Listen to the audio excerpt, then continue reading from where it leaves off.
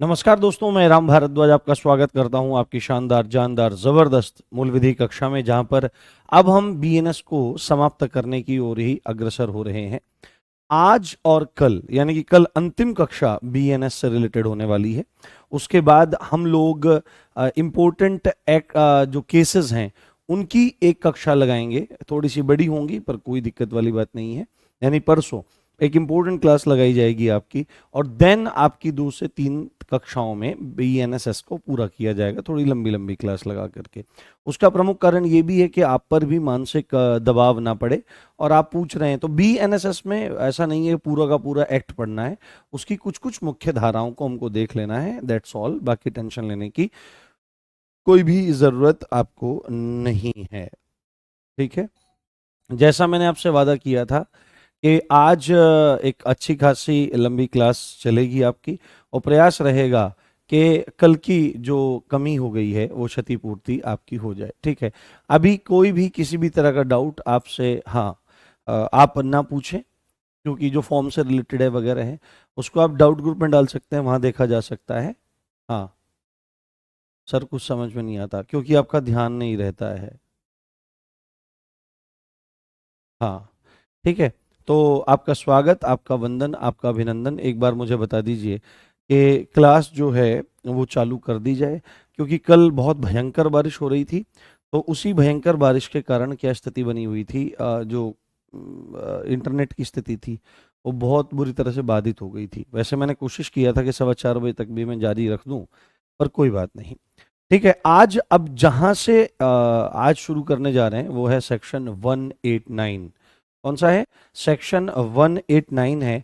और इस सेक्शन 189 की तरफ जब आप देखेंगे तो आपको बहुत ही इंपॉर्टेंट धारा समझनी पड़ेगी। आईपीसी में है ना, इंडियन पीनल कोड में बहुत ध्यान से और बहुत धैर्य से मेरी एक एक बात को आप समझेंगे, एक एक बात को आप जानेंगे, क्योंकि यहाँ से प्रश्न बनने की संभावना बहुत ज़्यादा होती है। आईपीसी में यही धारा 141 हुआ करती थी, और जो हमने लेवल चेक सीरीज करी थी उसमें भी ये आपका पॉइंट आया था, है ना, उसमें भी आपका ये पॉइंट आया था। यहाँ पर ये धारा है 189। कौन सी है? यहाँ पर ये धारा है आपकी 189। हाँ 189। 189 जो है वो किस संदर्भ में है? 189 जो है आपकी, इसको लिख लो आप, ये मोस्ट इंपॉर्टेंट सेक्शन है, और ये डायरेक्टली पूछा जाएगा। सीधे ही आपसे पूछेगा कि विधि विरुद्ध जमाव, बुक में गैर कानूनी जमावड़ा लिखा हुआ है, दैट्स ऑल्सो फाइन, कोई दिक्कत नहीं है। आपके पास यदि बुक है तो उस बुक में आप यहाँ पर ये विधि विरुद्ध जमाव शब्द को जरूर ऐड कर लें। और इसको अंग्रेजी भाषा में कहा जाता है अनलॉफुल असेंबली। क्या कहा जाता है? Unlawful assembly. Unlawful, unlawful assembly, है ना, अनलॉफुल असेंबली। अनलॉफुल असेंबली इसको बोला जाता है, विधि विरुद्ध जमाव, गैर कानूनी जमावड़ा। सीधे ही आएगा, आपको बोलना है 189 ऑफ बीएनएस में इसको दिया गया है, ठीक है। ये बात आपको समझ लेनी है, ये बात आपको जान लेनी है। हाँ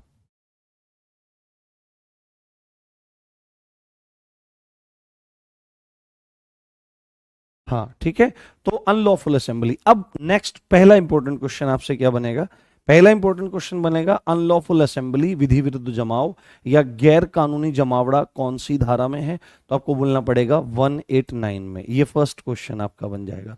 सेकंड क्वेश्चन ये पूछ सकता है कि भाई आईपीसी की धारा 141 में गैर कानूनी जमावड़े का जिक्र किया गया था, अभी वो कौन सी धारा में है? देन आपको बोलना पड़ेगा 189। या पूछ सकता है 189 में क्या चीज है? तो गैर कानूनी जमावड़ा है, अनलॉफुल असेंबली है। अब आपको एक बात थोड़ी सी यहां पर समझनी चाहिए, यहां पर गैर कानूनी लिखा हुआ है ना, यहां पर विधि विरुद्ध लिखा हुआ है, और यहां पर अनलॉफुल लिखा हुआ है। इसका अर्थ आपको समझ में आ गया होगा, यानी कि जो कानून के खिलाफ है, जो कानून के हिसाब से ठीक नहीं है, उसी को विधि विरुद्ध, विधि कानून को कहते हैं, गैर का है ना, कानून गैर को, ये विधि कानून और लॉ, ये तीनों की तीनों चीजें एक ही आपकी होती हैं। इस चीज को आप ध्यान से समझिए। तो विधि विरुद्ध, गैर कानूनी और अनलॉफुल यानी कि कानून के खिलाफ। जमाव मतलब एक जगह इकट्ठा हो जाना, एक जगह इकट्ठा हो जाना, जमावड़ा असेंबली। तो सेकंड इंपॉर्टेंट क्वेश्चन आपसे पूछा जाएगा प्यारे, कि अनलॉफुल असेंबली के लिए कितने मिनिमम कितने लोगों का होना जरूरी है, ये डायरेक्टली आपके पेपर में पूछा जा सकता है कि भाई कितने लोग वहां पर आपके हो सकते हैं, ठीक है, कितने लोग आपके हो सकते हैं। अब देखो जमावड़ा जो है वो भाई 2 से 3 लोगों का भी हो सकता है, ठीक है, वो 4 से 5 लोगों का भी हो सकता है, वो 3 से 4 लोगों का भी हो सकता है, या 5 से ज्यादा लोगों का भी हो सकता है। अब जमावड़े के लिए, जमावड़ा मतलब समूह की बात हो रही है, तो समूह तो 2 व्यक्तियों का भी हो सकता है, 3 का भी हो सकता है, बट कानून एक बात यहां पर बोलने की कोशिश कर रहा है कि अगर हमको किसी जमावड़े को विधि विरुद्ध यानी गैर कानूनी जमावड़ा बताने का प्रयास करना है या गैर कानूनी जमावड़ा सिद्ध करना है, तो उसे क्या बोला जाए, उसमें मिनिमम कितने आदमी होने जरूरी है, मिनिमम 5 आदमी होने जरूरी है। कितने? मिनिमम 5 आदमियों का होना जरूरी है, 5 या 5 से ज्यादा। पेपर पूछेगा मिनिमम तो 5 या कितने आदमी पूछेगा तो आपको बोलना पड़ेगा 5 या 5 से ज्यादा आदमी जब होंगे तभी भूमिका बनेगी, तभी फाउंडेशन बनेगी किसी भी अनलॉफुल असेंबली की। अब देखो 5 या 5 से ज्यादा आदमी तो जमावड़ा तो हो गया है ना, असेंबली तो बन गई, असेंबली तो आपकी पूरी की पूरी बन गई, बट इसको विधि विरुद्ध क्यों बोला जा रहा है? हाँ इसको, हाँ हाँ हाँ डालेंगे, चलो एक चीज, हाँ हाँ सब चीज डालेंगे, चिंता मत करो, मैं बहुत मेहनत आपके साथ करूंगा। आपको पेपर में जाके ना बिल्कुल भी ऐसा नहीं लगेगा कि कोई चीज आपको मतलब अजीब लग रही है या छूटी हुई लग रही है। अभी तो ये आपका कोर्स चल रहा है, डिटेल से पढ़ाया जा रहा है, अभी तो मैं आपको बहुत सारी चीजें इसके संदर्भ में देने वाला हूं, ठीक है, ये चीज। हम्म ओके, तो आपको ध्यान रखना है कि जमावड़े के लिए 5 या 5 से ज्यादा आदमी तो हमारे हो गए। अब ये गैर कानूनी क्यों होगा? तो यहां पर एक बात बोली जा रही है, 5 या 5 से ज्यादा आदमी जिनका सामान्य उद्देश्य आप समझते हो, एक कॉमन माइंडसेट, एक कॉमन माइंडसेट। और यदि हम बीएनएस में उसकी बात कर रहे हैं, यानी कि सपोज करो अगर 5 आदमी हैं, जैसे मैं हूं, आप चार लोग और हैं, और हमारा मन करेगा कि भाई जिसने ना एक काम करती राम सर को, वो जो भी क्लास में उल्टा सीधा बोलेगा ना भाई साहब, उसको बाहर निकलते ही रोड से धनाधन उस पर बजाना है। तो मेरा माइंडसेट यही है, आपका माइंडसेट यही है।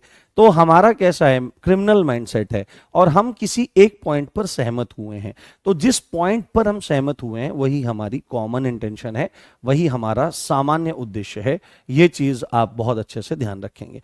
तो सामान्य उद्देश्य यानी कि कॉमन इंटेंशन, यानी कि कॉमन इंटेंशन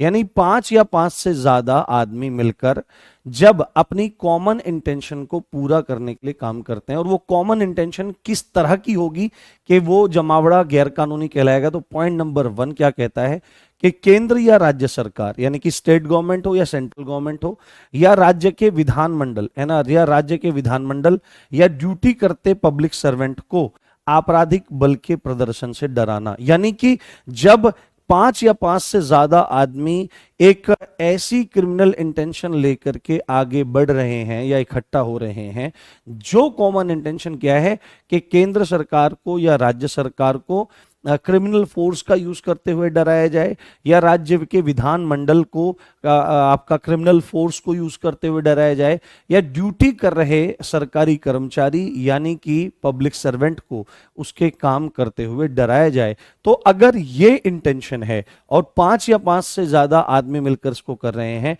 तो ये असेंबली अनलॉफुल असेंबली कहलाएगी। क्या कहलाएगी? अनलॉफुल असेंबली कहलाएगी। सेकंड, और क्या क्या क्रिमिनल इंटेंशन हो सकती है कि कोई भी कानून लाया जा रहा है ना, कोई भी कानून लाया जा रहा है, चाहे तो वह स्टेट गवर्नमेंट द्वारा यानी आपकी लेजिस्लेटिव असेंबली द्वारा लाया जा रहा है, या आपके पार्लियामेंट द्वारा, इंडियन पार्लियामेंट द्वारा लाया जा रहा है, तो वो हमने कोई कानून लाया है ना, किसी कानून को लाने का या वो कानून आ चुका है उसको एनफोर्स करने का अगर कोई विरोध कर रहा है 5 या 5 से ज्यादा लोगों के साथ मिलकर के, तो माना जाएगा कि वह जमावड़ा, वह असेंबली आपकी कैसी है? अनलॉफुल असेंबली है। ठीक है, और क्या क्रिमिनल इंटेंशन हो सकती है कि अगर 5 या 5 से ज्यादा लोगों की कॉमन इंटेंशन है कि वो कोई रिश्ती नुकसान, रिश्ती को अंग्रेजी भाषा में कहते हैं मिसचीफ, ध्यान रखना, मिसचीफ है ना, कोई नुकसान पहुंचाने का इंटेंशन है किसी भी तरह का, है ना, कोई रिश्ती नुकसान या अपराध करना है, उनकी इंटेंशन क्या है, कोई अपराध करना है, कहीं पर जाकर आग लगानी है, तोड़ फोड़ करनी है, तो ये सारी की सारी चीजें किसमें आ जाएंगी, ये गैर कानूनी रवैये में आपकी आ जाएंगी। हाँ हाँ हाँ, ठीक है, कोई बात नहीं, ध्यान रखिए।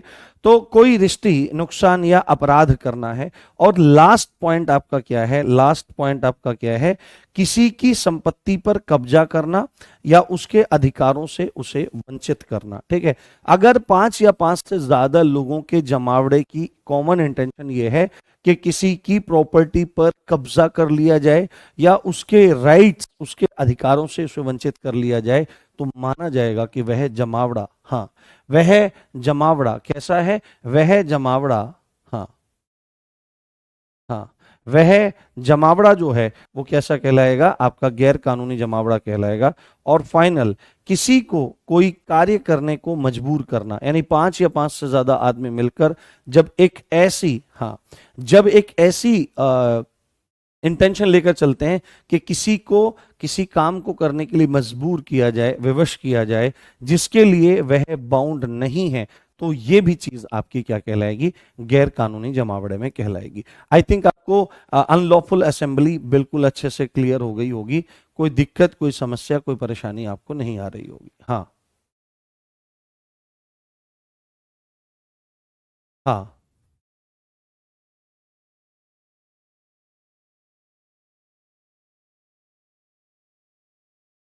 हम्म हम्म। हम्म।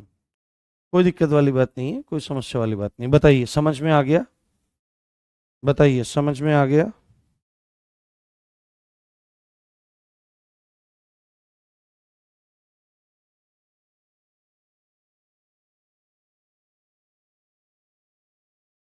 बोलिए, बोलिए। इतना याद कैसे हो, याद क्या करना है, समझना है बस, चीजों को समझना है बेटे। हम्म। 6 औरतें हों तो कितने भी, 5 से ज्यादा होनी चाहिए, और उनकी क्रिमिनल इंटेंशन इनमें से एक आपकी होनी चाहिए।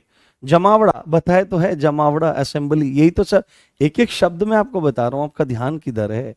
जमावड़ा, जमाव, असेंबली, जमाव, इकट्ठा होना, यही तो होता है जमावड़ा। बताइए, क्लियर हुआ, फिर आगे बढ़ते हैं, हम लोग आगे बढ़ते हैं। हम्म। हाँ, शास्त्र अधिनियम हमारे सिलेबस में नहीं है, बट मैं उसके कुछ चीजें करवा दूंगा बाद में। अगर 5 से कम होंगे और ये इंटेंशन होंगी, देन फिर वो जमावड़े में नहीं आएंगे, क्योंकि शर्त ही सबसे पहले ये है कि आपका विधि विरुद्ध जमाव होने के लिए मिनिमम 5 आदमियों का होना जरूरी है, 5 आदमियों का होना जरूरी है। हाँ, ठीक है, 5 आदमियों का होना जरूरी है, बहुत बढ़िया। एक बार मैं फिर से रिपीट कर देता हूं फटाफट के अंदाज में, जिससे आपको कोई भी दिक्कत ना हो। आपसे पूछेगा अनलॉफुल असेंबली, विधि विरुद्ध जमाव या गैर कानूनी जमावड़ा कौन सी धारा में है, तो आपको बोलना पड़ेगा बीएनएस की सेक्शन 189 में इसको दिया गया है। आईपीसी में कौन सी धारा में था, तो 141 में था। मिनिमम कितने आदमी किसी भी अनलॉफुल असेंबली के जरूरी हैं, तो मिनिमम 5 आदमियों का तो होना जरूरी है। 5 या 5 से ज्यादा लोग टोटल बात हो रही है यहां पर। और उसके बाद अगर यहां पे पूछा जाएगा, और 5 या 5 से ज्यादा लोग जिनकी कॉमन इंटेंशन केंद्र सरकार या राज्य सरकार या राज्य का विधानमंडल या ड्यूटी कर रहे पब्लिक सर्वेंट को क्रिमिनल फोर्स का यूज करते हुए डराना है। दूसरा, किसी कानून या उसे लागू करने का विरोध करना है, या किसी तरह का कोई मिसचीफ, रिश्ती या नुकसान पहुंचाना है और अपराध करना है। चौथा पॉइंट है किसी की प्रॉपर्टी पर कब्जा करना या उसके अधिकारों से उसे वंचित करना है, और किसी को कोई कार्य करने के लिए मजबूर करना है जिसके लिए वह बाध्य नहीं है। ये हमारा पॉइंट आ जाएगा, ये सारे के सारे विधि विरुद्ध जमाव के अंतर्गत आ जाएंगे। ठीक है, चलिए, बहुत बढ़िया। हाँ, ठीक है। हाँ हाँ हाँ। नहीं, मेरी तबीयत तो ठीक है, बट दरअसल मैंने आपको बताया था ना, एक बार हमारी क्लास 7-8 दिन 7-8 दिन या 9 दिन के आसपास बंद रही थी कि मेरे को पेट में बहुत, वो 3 मैराथन कर ली थी तो मेरे को बहुत ज़्यादा लोड पड़ गया था इस रीज़न में। तो मेरे को स्वेलिंग वगैरह इन्फेक्शन वो अभी तक भी समस्या चली आ रही है। अब उसकी मेडिसिन कुछ मतलब बढ़ाई गई है, अभी वो प्रॉब्लम ठीक नहीं हुई है, तो उसकी मेडिसिन अभी कुछ बढ़ाई गई है। अब अंग्रेजी, पहले मैं आयुर्वेदिक औषधि ले रहा था, अब मैं एलोपैथिक मेडिसिन ले रहा हूँ। तो एलोपैथिक मेडिसिन लेने की वजह से आपको ये सब चीज़ें इस तरह दिखाई दे रही है। मेरी आवाज़ मतलब थोड़ा एक हैंगओवर सा रहता है ना दवाओं का, अंग्रेजी दवाओं का, तो वैसी स्थिति यहाँ पर बनी हुई है। बाकी मैं ऑल ओके है, कोई दिक्कत नहीं है। अब ध्यान से, यहाँ पर एक बात बताई जा रही है, यहाँ पर एक बात बताई जा रही है सेक्शन 190 में। इसको सेक्शन को आप याद रखो ना रखो, बट इस फैक्ट को जरूर याद रख लो, ठीक है। वहां पे 189 जरूर याद रखना। ये फैक्ट याद रख लेना कि विधि विरुद्ध जमाव है ना, विधि विरुद्ध जमाव यानी कि अनलॉफुल असेंबली है ना, unlawful unlawful assembly. Unlawful assembly के संदर्भ में ये बात हो रही है, अनलॉफुल असेंबली के संदर्भ में, अनलॉफुल असेंबली है ना, असेंबली के बारे में ये बात हो रही है, असेंबली, अनलॉफुल असेंबली। अरे भाई लिखा जा, असेंबली, अनलॉफुल असेंबली के बारे में यहाँ पर ये चर्चा आपकी हो रही है। तो यहाँ पर एक बात बोली जा रही है कि विधि विरुद्ध जमाव का, अनलॉफुल असेंबली का प्रत्येक सदस्य अपराध का पूरा दोषी माना जाएगा। ये चीज मैंने आपको पहले भी बता रखी है। हाँ, 4 से अधिक नहीं, 5 होने चाहिए, मिनिमम 5 होने चाहिए, और 5 से ज्यादा, यही पॉइंट सबसे ज्यादा इसमें इंपॉर्टेंट है। एक चीज मैंने आपको बताई थी, सपोज करो एक व्यक्ति है ए, एक व्यक्ति है बी, एक व्यक्ति है सी, एक व्यक्ति है डी और एक व्यक्ति है आपका ई, ठीक है, एक व्यक्ति है ई। तो यहां पर ये विधि विरुद्ध जमाव के संदर्भ में भी था, और ये हमने कॉमन इंटेंशन से भी रिलेटेड पढ़ा था। सपोज करो कि एक व्यक्ति है आपका जी, और इस जी व्यक्ति का मर्डर करने का ये लोग प्लान बनाते हैं। क्या करते हैं? इस जी व्यक्ति का मर्डर करने का ये लोग प्लान बनाते हैं कि इस जी आदमी का मर्डर हमको कर देना है, इस जी आदमी का मर्डर हमको कर देना है।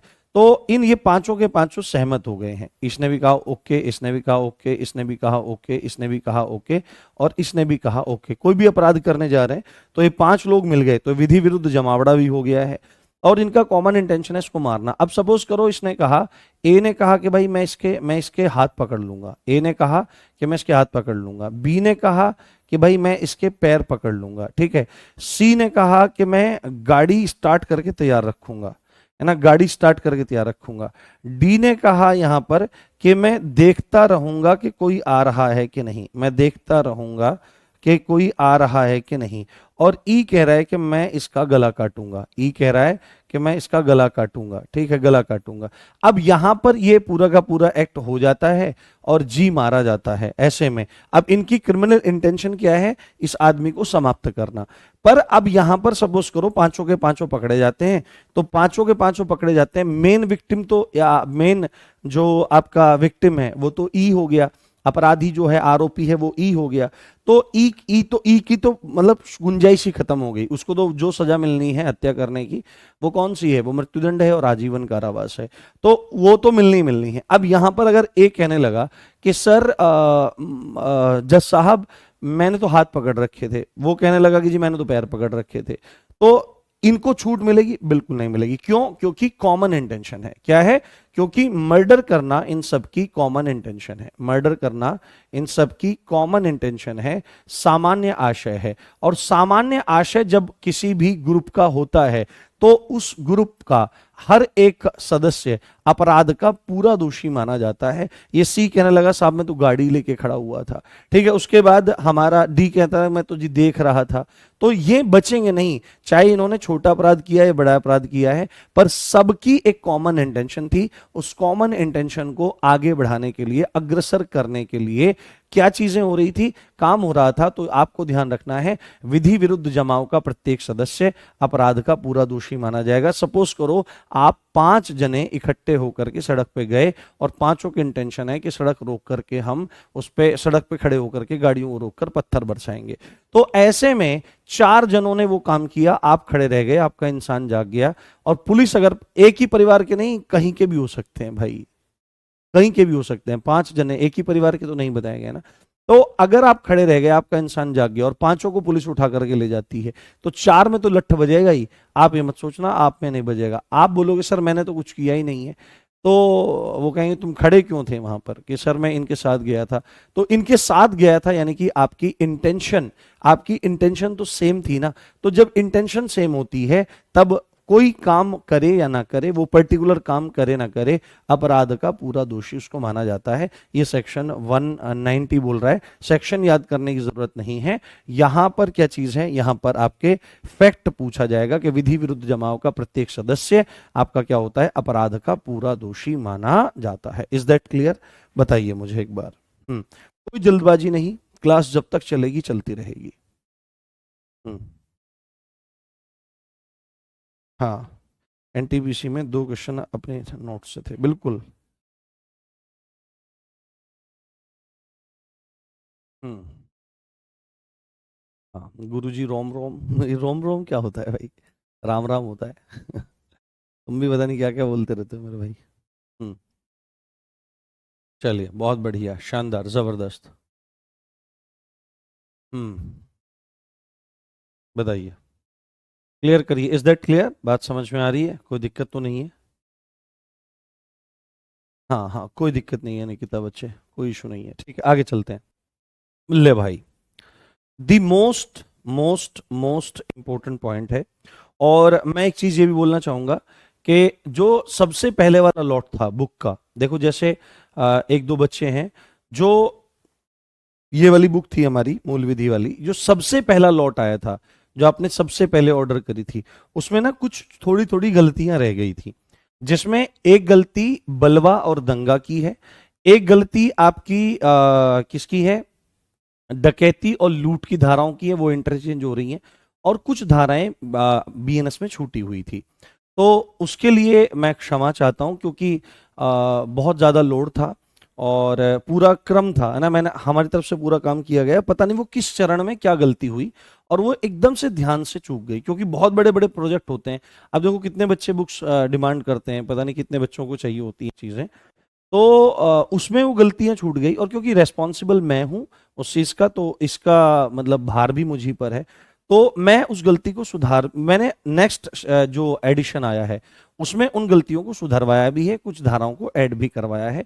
बाकी जिनके पास वो बुक्स हैं, तो उसके, हाँ एक मिनट, जिनके पास वो पुरानी वाली बुक है उसमें जो गलती है, तो प्लीज आप वहीं पर उनको थोड़ा सा सुधार लीजिए, उसको वहीं पे थोड़ा सा सुधार लीजिए।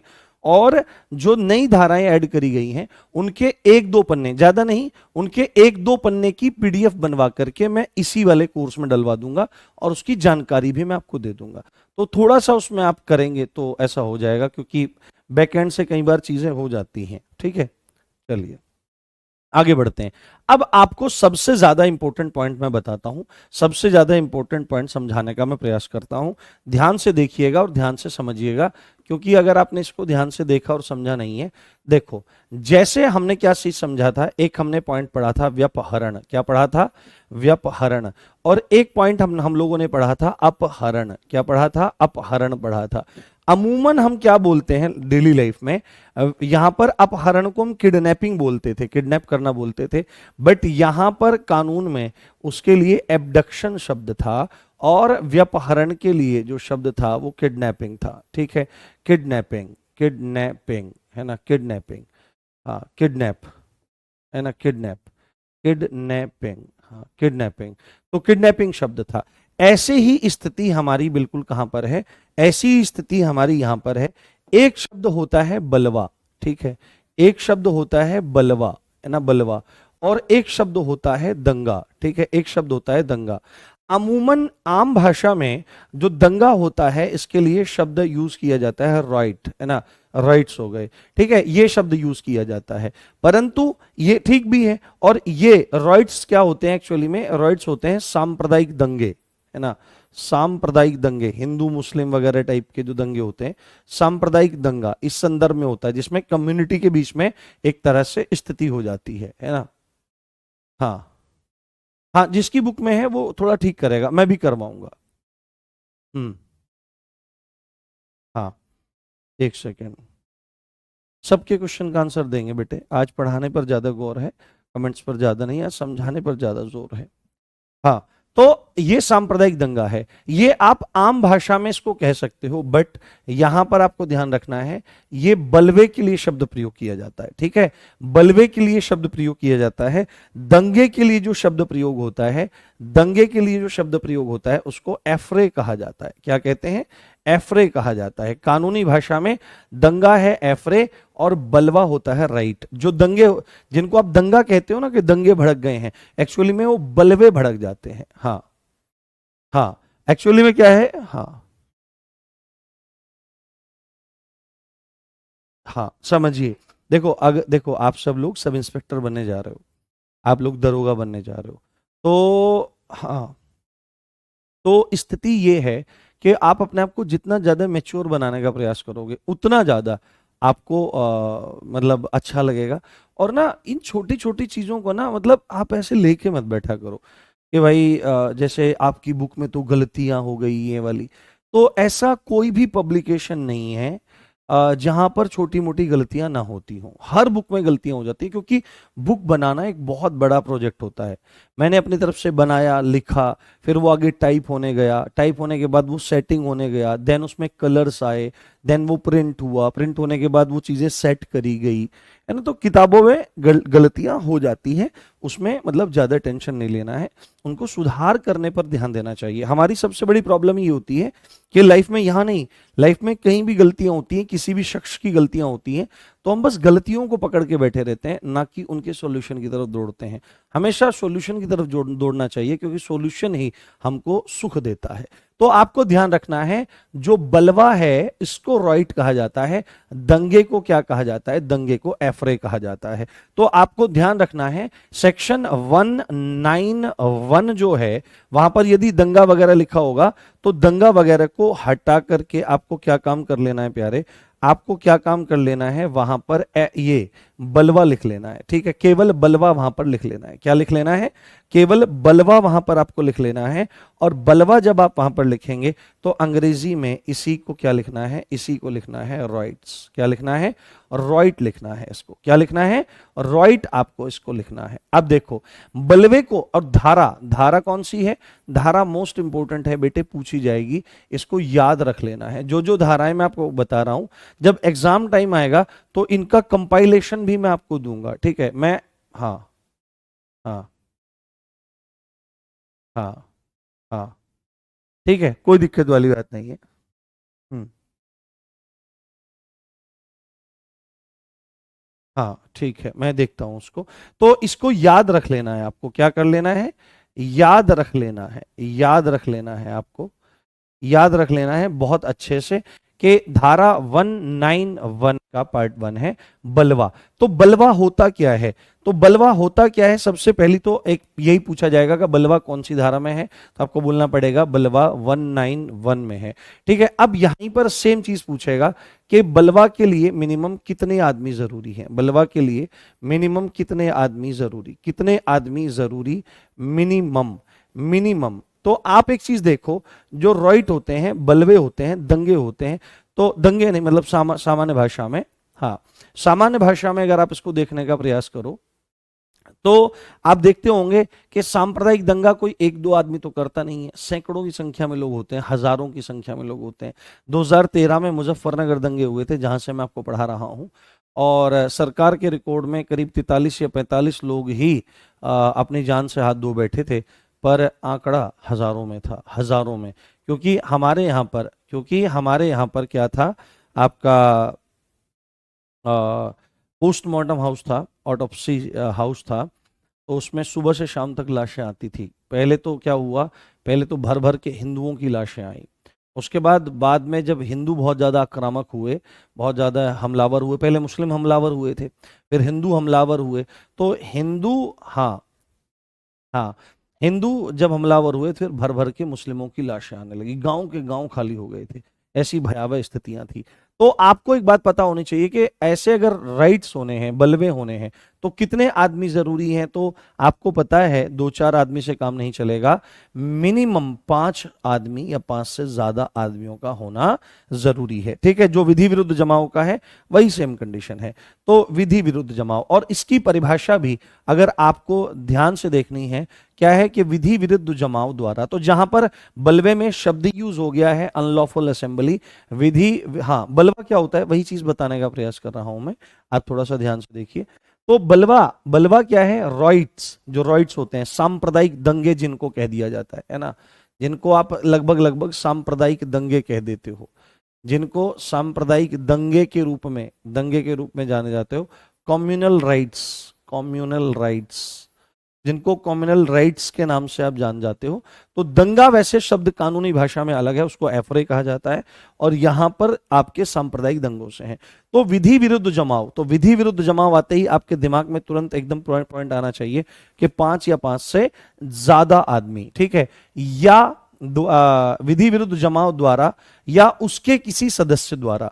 तो आपको एक बात अभी मैंने बताई है कि 5 आदमी मिनिमम चाहिए, तो पांचों के पांचों या उन 5 में से कोई एक भी, है ना, कोई सदस्य भी, क्योंकि विधि विरुद्ध जमाव का कोई एक भी सदस्य किसी अपराध को करता है तो सभी समान दोषी माने जाएंगे, अभी सेक्शन 190 मैंने आपको बताया है। ठीक है, तो विधि विरुद्ध जमाव द्वारा या उसके किसी सदस्य द्वारा सामान्य उद्देश्य को बढ़ाने के लिए, यानी कि जो उनकी कॉमन इंटेंशन है, गाड़ियां जलानी है, दंगे करने हैं, मर्डर करनी है, लूट करनी है, रेप करनी है, डकैती करनी है, तोड़फोड़ करनी है, आगजनी करनी है ना, कुछ भी काम करना है, तो उस सामान्य उद्देश्य को बढ़ाने के लिए किया गया बल प्रयोग या हिंसा, है ना, हिंसा क्या कहलाता है? आपका विधि, ये आपका बलवा कहलाता है। सामान्य शब्दों में मैं आपको बताने का प्रयास करूं कि विधि विरुद्ध जमाव के सभी सदस्यों द्वारा या किसी एक सदस्य द्वारा उनकी कॉमन इंटेंशन को पूरा करने के लिए जब वो किसी तरह का क्रिमिनल फोर्स अप्लाई करते हैं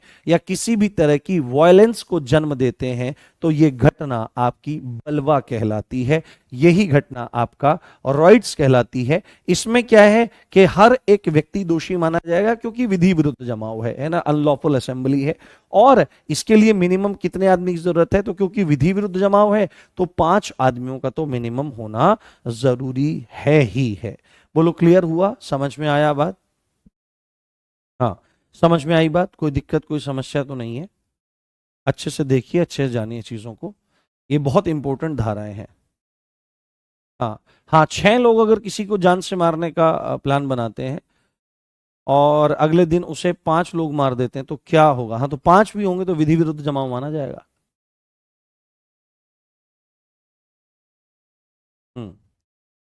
ठीक है, चलिए, ठीक है, ध्यान से। अब उसके बाद आपका क्या है? 191 का पार्ट 2, 191 का पार्ट 2, इसी में क्या है? बलवे का दंड है। ये भी काफी इंपॉर्टेंट है। ये दोनों धाराएं आपको बहुत अच्छे से याद रख लेनी है। पूछ सकता है बलवा यानी कि रॉइट कौन सी धारा में है, तो आपको बोलना पड़ेगा 191, है ना, 191 का पार्ट 1। और इसकी सजा अगर कोई पकड़ा जाता है तो सजा किसमें है? 191 के पार्ट 2 में दी गई है, या जहां पर 2 साल तक की जेल है, 2 साल तक, है ना, तक 2 साल तक की जेल है, या जुर्माना उस व्यक्ति को देना पड़ सकता है। ये कोर्ट डिसाइड करेगा कि उसको क्या करना है और कैसे नहीं करना है। हाँ,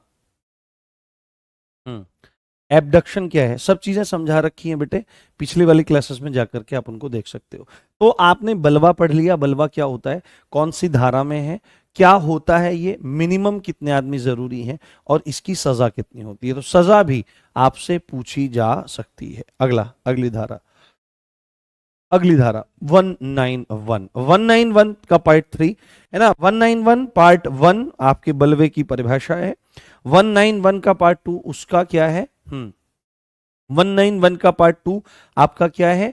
आपका बलवे का दंड है। और 191 का पार्ट 3 क्या बोल रहा है कि खतरनाक हथियार, खतरनाक हथियार, खतरनाक हथियार या ऐसी चीजों को हथियार के तौर पर प्रयोग, जो हथियार के तौर पर प्रयोग की जा सकती हैं, के साथ बलवा करना जिसमें किसी की भी डेथ भी हो सकती है। यानी कि सीधी सच्ची बात यहां पर एक बात बोली जा रही है कि हथियारों के साथ, सीधे सीधे आप यहां पर लिखो, खतरनाक हथियारों के साथ बलवा करना, खतरनाक हथियारों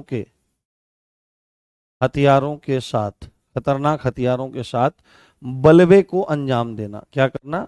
बलवे को अंजाम देना, और इस तरह से अंजाम देना जिससे किसी की डेथ हो जाने की संभावना हो, किसी की मृत्यु हो जाने की संभावना हो, तो ऐसे व्यक्ति को 5 साल तक की जेल होगी और साथ में जुर्माना भी होगा, साथ में जुर्माना भी होगा, दोनों से उसको दंडित किया जाएगा। ये चीज आप बहुत अच्छे से सुनिए, ठीक है? ये बात आपको क्लियर हो गई होगी।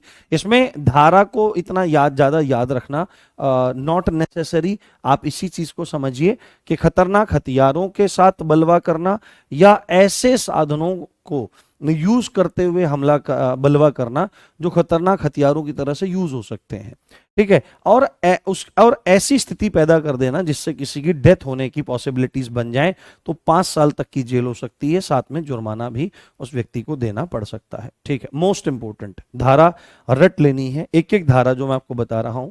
जो जिसके पास पुरानी वाली बुक है वो इसको थोड़ा थोड़ा मतलब अपना वो सही कर दें वहां पर, हाँ थोड़ा सही कर दें उसको वहां पर। और बाकी मैं बिल्कुल नहीं भी है ना, जो कमियां है ना उनकी सबकी एक छोटी सी 1-2 पन्ने की पीडीएफ बनवा करके और अतिशीघ्र आपकी सेवा में पहुंचाऊंगा, ठीक है? अतिशीघ्र आपकी सेवा में पहुंचाऊंगा। सेक्शन 191 का पार्ट 1 है और ये है दंगा। ये क्या है? दंगा। अंग्रेजी में इसको बोलते हैं एफ्रे। क्या बोलते हैं? अंग्रेजी में इसको बोलते हैं एफ्रे, ठीक है? धारा जो है ना भाई, जो धारा है यानी कि जो सेक्शन है बेटे, इसको ना याद रख लेना बहुत अच्छे से। धारा इसको याद रख लेना है। क्या कर लेना है? इसको आपको बहुत अच्छे से याद रख लेना है, क्योंकि ये धारा आपकी पूछी गई थी, है ना? ये धारा आपकी पूछी गई थी, लास्ट टाइम भी आई थी और इस बार भी आ जाने की बहुत ज्यादा संभावना है ना? इस बार भी आ जाने की बहुत ज्यादा संभावना है। तो यहां से आपके पास क्वेश्चन किस टाइप के बन सकते हैं वो आपको थोड़ा सा यहां पर ध्यान रखना है। पहला क्वेश्चन आपका बन सकता है कि जो दंगा है उसके सेक्शन का नंबर बताओ। पहला क्वेश्चन तो ये हो जाएगा। सेकंड क्वेश्चन ये हो जाएगा कि दंगा जो होता है मिनिमम कितने आदमियों का होना जरूरी है? मिनिमम कितने आदमी, है ना? मिनिमम कितने आदमी, है ना? अरे ओ सांभा बोले हाँ सरदार, कितने आदमी थे? तो पूछेगा सरदार ये बताओ काहे में बताऊं, विधि विरुद्ध जमाओं में बताऊं कितने आदमी थे? हाँ दुर्गेश कुमार जी, बहुत बहुत शुभकामनाएं आपको जन्म दिवस की। हम्म। हाँ हाँ, ठीक है। तो अब वो एकदम पूछेगा सरदार ये बताओ कि किस में बताऊं कितने आदमी थे? बोलेगा अनलॉफुल असेंबली में बता दे चल कितने आदमी थे। तो उनका मिनिमम 5 आदमी थे सरदार, ज्यादा भी हो सकते हैं। अच्छा ये बता के बलवे में कितने आदमी थे? तो सरदार बलवा जो होता है ना वो विधि विरुद्ध जमाओं द्वारा ही अंजाम दिया जाता है। हाँ हाँ हाँ, ठीक है। तो सीधे, हाँ तो सीधे एक पॉइंट वहां पर आ जाएगा, सीधे एक पॉइंट वहां पर आ जाएगा कि वहां पर भी मिनिमम 5 आदमियों का होना जरूरी है। द मोस्ट इंपॉर्टेंट पॉइंट वो बोल देगा कि दंगा में कितने आदमी थे, तो आपको सीधे ही वहां पर उत्तर देना पड़ेगा कि दंगा के लिए मिनिमम आदमी 2 होने जरूरी है। मिनिमम कितने? 2 आदमी होने जरूरी हैं। और इसमें लिखा जाएगा 2 या 2 से ज्यादा, है ना? 2 या 2 से ज्यादा आदमी। और तीसरी बात सीधे ही पूछ लेगा कि दंगा होता क्या है, यानी दंगे की परिभाषा आपसे पूछने का प्रयास करेगा, तो सीधे आपको वहां पर बोलना है। ये 3 पॉइंट आपको कम से कम याद रखने पड़ेंगे कि दंगा कौन सी धारा में? तो 1941 में दंगा है। कितने आदमियों का होना जरूरी है? तो मिनिमम 2 आदमियों का होना जरूरी है। और क्या करते हैं दंगे की परिभाषा? तो यहां पर लिखा है, पॉइंट्स में मैंने बना रखी है परिभाषा को, कि 2 या 2 से अधिक व्यक्ति, दैट्स ऑल फाइन, कोई दिक्कत नहीं है। क्या करते हैं? किसी पब्लिक प्लेस में, पब्लिक प्लेस यानी कि किसी सार्वजनिक स्थान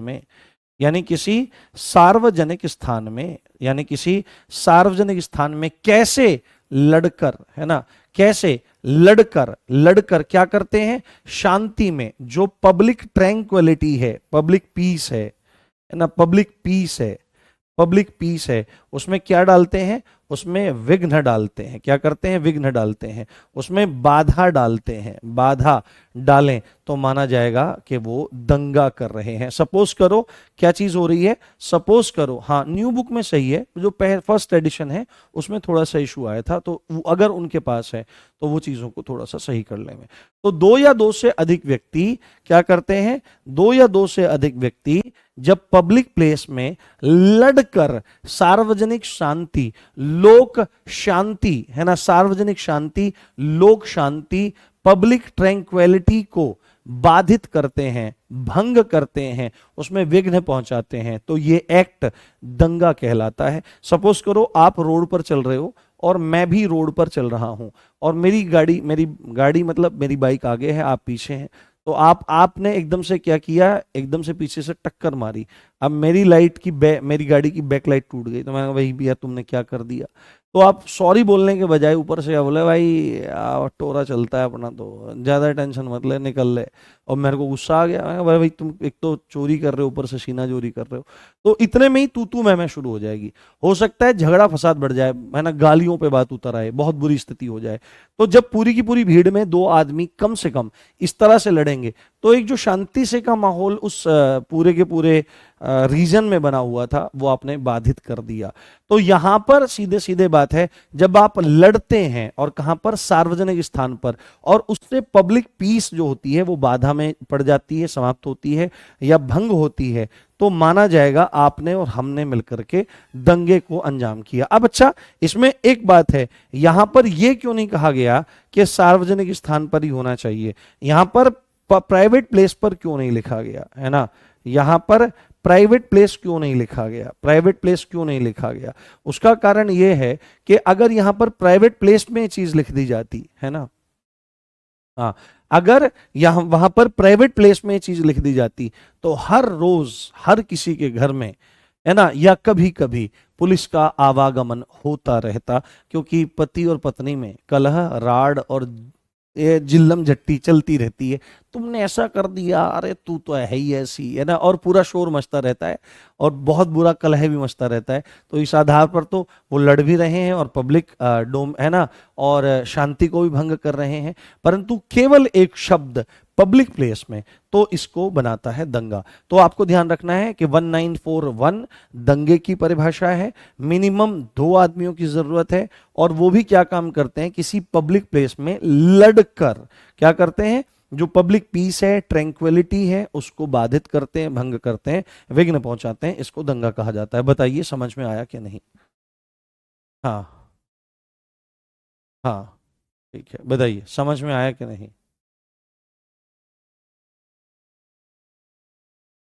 हम्म, बताइए क्लियर हुआ कि नहीं? समझाइए, समझाइए।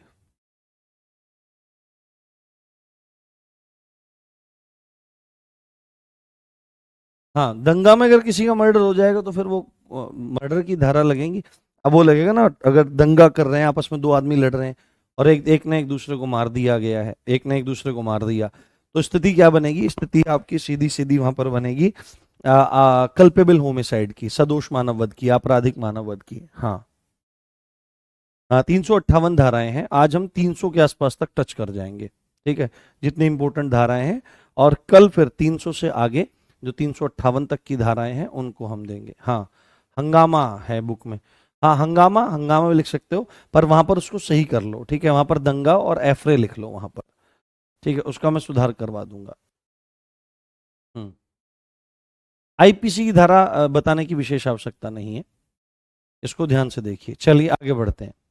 ओके, अब यहां पर काफी इंपॉर्टेंट है सेक्शन 194(2), इसको, धारा को भी आप याद रख लेना, धारा याद रखनी जरूरी है, याद रखनी, धारा याद रखनी है, क्या है यहां पर, यह है दंगे का दंड, यानी कि punishment of affray, punishment, punishment for affray, affray ना, दंगे का दंड है। तो यदि कोई व्यक्ति इस तरह से दंगा करता है तो उसको 1 माह की जेल हो सकती है। 1 माह की क्या हो सकती है? जेल हो सकती है, या उसको फाइन पड़ सकता है, या उसको फाइन पड़ सकता है जो 1,000 रुपये तक का है, या दोनों से भी उसको दंडित किया जा सकता है कि उसको 1 महीने की जेल भी हो जाए और उसको क्या हो जाए, आपका 1 महीने उसको 1,000 रुपये तक का फाइन भी देना पड़ जाए। हाँ हाँ हाँ, ठीक है, पढ़ने पे ध्यान दीजिए। क्लियर हो रहा है पॉइंट? कोई दिक्कत, कोई समस्या वाली बात तो नहीं है? चलिए, ओके। तो यहां पर ये हमारा दंगा हो गया और यहां पर ये हमारा दंगे का दंड हो गया। देखो, इनको समझाना बहुत ज़रूरी है। आप लोग पैनिक ना होएं, आप चीज़ों को पढ़ें, समझें, करें। सिलेबस को पूरा करने की खाना पूर्ति नहीं करनी है, हमको चीज़ों को बेहतर ढंग से पढ़ना और पढ़ाना है। ठीक है, क्योंकि हमारा लक्ष्य, हमारा जो टारगेट है, ध्यान से सुनो मेरी बात, इसीलिए इसीलिए लाखों फॉर्म भरे जाते हैं और सिलेक्शन कुछ चंद का होता है। उसका कारण क्या होता है? उसका कारण ये है कि मैक्सिमम का टारगेट सिलेबस पूरा करना है, सिलेबस पूरा करना है। बट एक टीचर का और एक सीरियस कैंडिडेट का जो टारगेट होता है वो एग्जाम में क्वेश्चन ठीक करने का होता है। ठीक है, क्वेश्चन ठीक करने का होता है। यदि अपने आप को आप एक सीरियस कैंडिडेट बोलते हो और सिलेबस सिलेबस चिल्लाते रहते हो कि सिलेबस पूरा नहीं हुआ है ना, सिलेबस पूरा नहीं हुआ है, सिलेबस पूरा नहीं हुआ है, तो मेरी अपनी परिभाषा के अनुसार आप एक सीरियस कैंडिडेट नहीं है, क्योंकि आपको सिलेबस पूरा करने से मतलब है, आपको एग्जाम में नंबरों को इकट्ठा करने से कोई मतलब नहीं है। क्योंकि जो एग्जाम में नंबरों को इकट्ठा करने के बारे में सोचता है, यानी कि वो एक एक नंबर, पॉइंट्स में नंबर की कदर करता है, इस चीज को ध्यान रखना है। तो मैं चाहता हूं कि जितने ही बच्चे यहाँ मेरे सामने बैठ करके पढ़ रहे हैं वो सिलेबस को पूरा करने की खाना पूर्ति में ना रहें। या तो आप सिलेबस पूरा कर लो या फिर आप एग्जाम में अपने नंबर पक्के कर लो, क्योंकि दोनों में से एक ही चीज होंगी। सिलेबस अगर टाइम से पूरा होगा और इस पॉइंट को ध्यान में रखते हुए होगा तो आपको बहुत अच्छा लगेगा पेपर में जब क्वेश्चन मिलेंगे।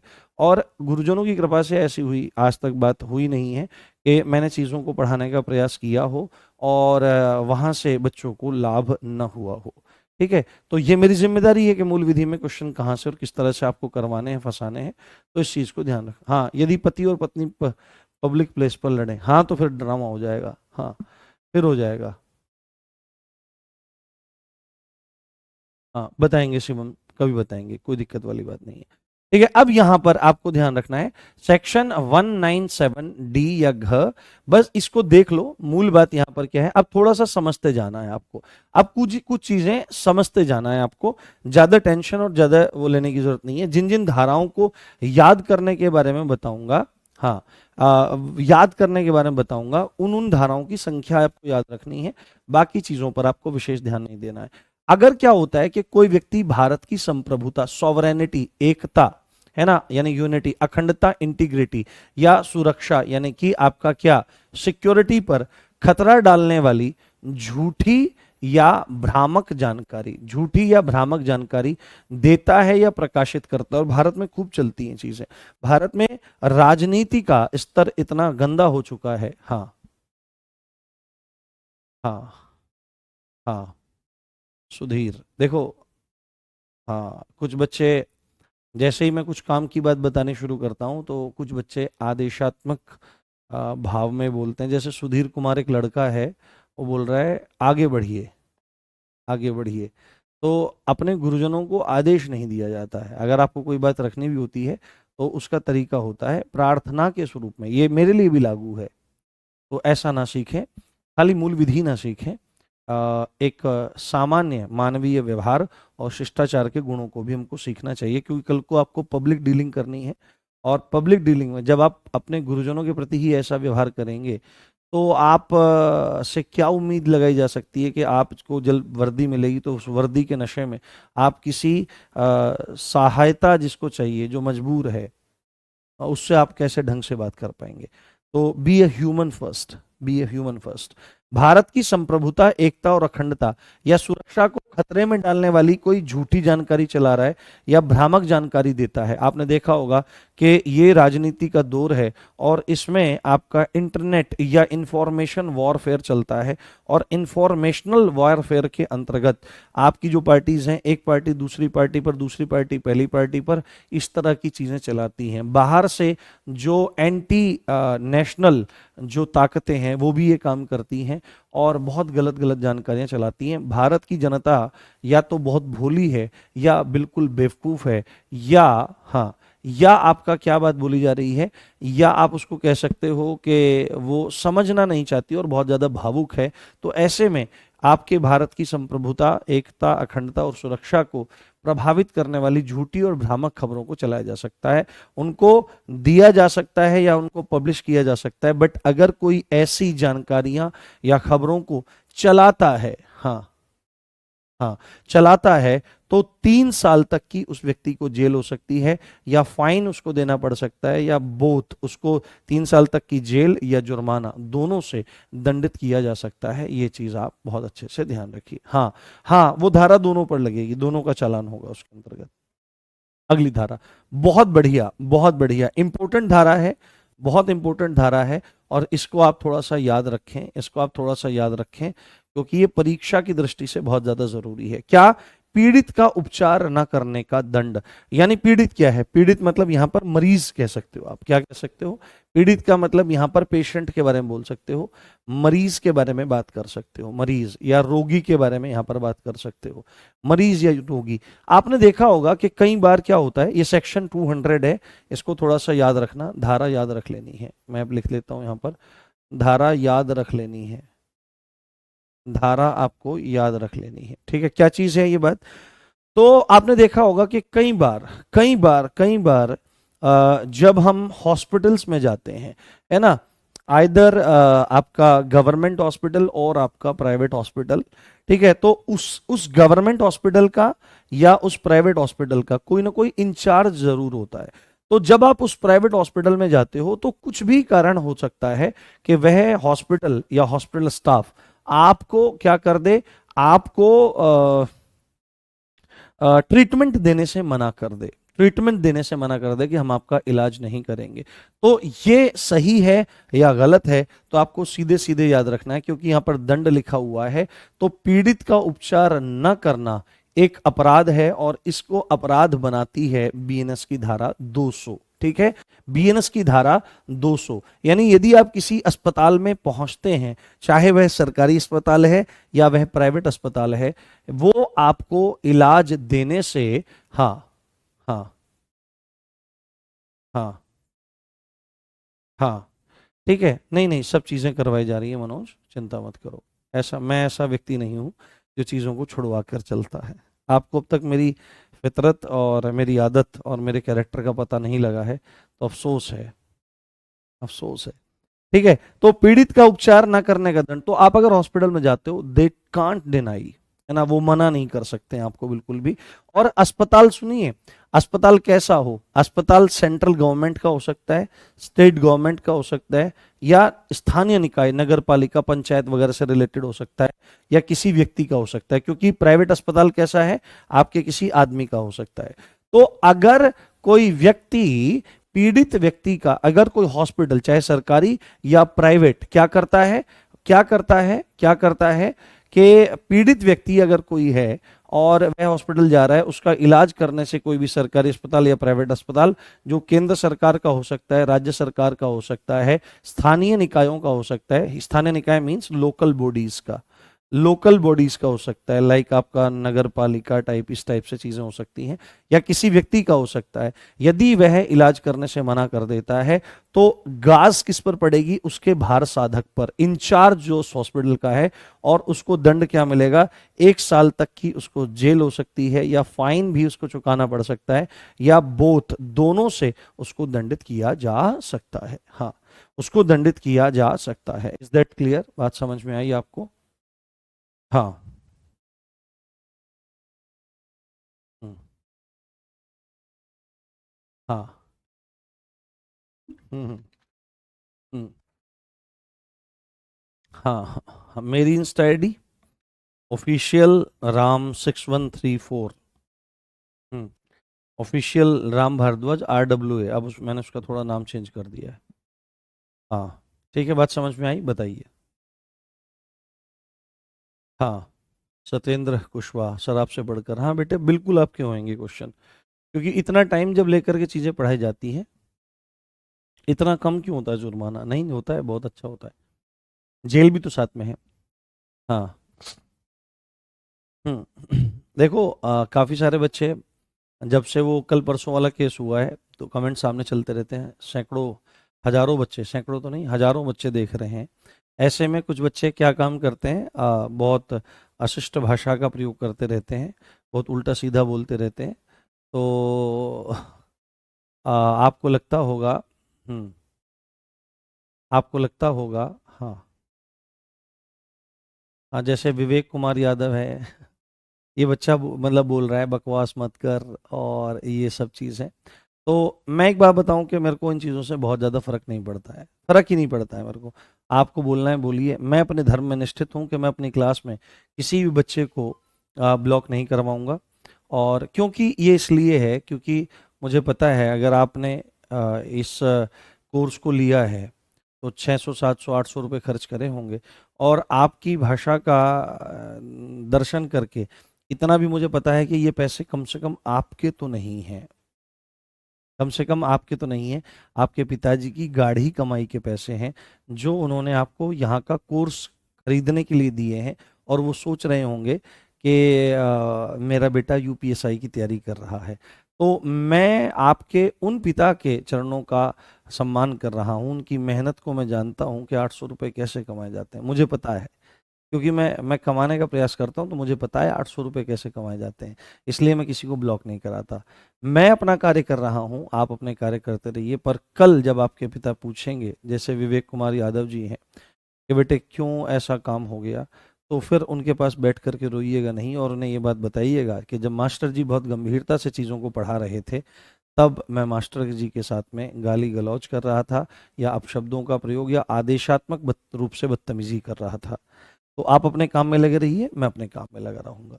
हाँ हाँ ठीक है। कमलेश, मेरी मम्मी देख रही है जी, बिल्कुल ठीक है, चलें आगे बढ़ते हैं, आगे बढ़ते हैं। सेक्शन 211 कौन सा है? सेक्शन 211। सेक्शन 211 क्या कहता है, ध्यान से देखो, काफी इंपॉर्टेंट है, काफी जरूरी है। क्या है आपका सेक्शन 211? धारा आप याद रखना चाहें तो रख सकते हैं, हाँ, नहीं रखना चाहें तो नहीं रख सकते हैं, हाँ, है ना, नहीं रखना चाहें तो नहीं रख सकते हो। तो यहां पर क्या बात बोली गई है कि पब्लिक सर्वेंट को, PS stands for public servant, public servant, public servant, public servant यानी लोक सेवक, लोक सेवक, लोक सेवक, लोक सेवक। तो यहां पर क्या लिखा गया है कि लोक सेवक को सूचना या जानकारी, यानी कि लोक सेवक को कोई सूचना देनी है, कोई जानकारी देनी है, तो लोक सेवक को सूचना या जानकारी देने के लिए यदि कोई विधि द्वारा आबद्ध है, यानी कि ड्यूटी है किसी की, है ना, यानी कि किसी की ड्यूटी है और उसकी जिम्मेदारी है कि आपको क्या काम करना है, लोक सेवक को कोई जानकारी पहुंचानी है। बट हाँ, ठीक है, हाँ, बट क्या हो रहा है, बट क्या हो रहा है बेटे, बट क्या हो रहा है, हाँ ध्यान से देखिए, ध्यान से समझिए मेरे बच्चों, हाँ ठीक है, ध्यान से समझिए। पब्लिक सर्वेंट को सूचना या जानकारी देने के लिए जो विधि द्वारा आबद्ध है, आबद्ध होने को अंग्रेजी में क्या कहते हैं, बाउंड होना कहते हैं। कि मैं बाउंड हो चुका हूं, क्या हो चुका हूं, बाउंड हो चुका हूं, क्या हो चुका हूं, बाउंड,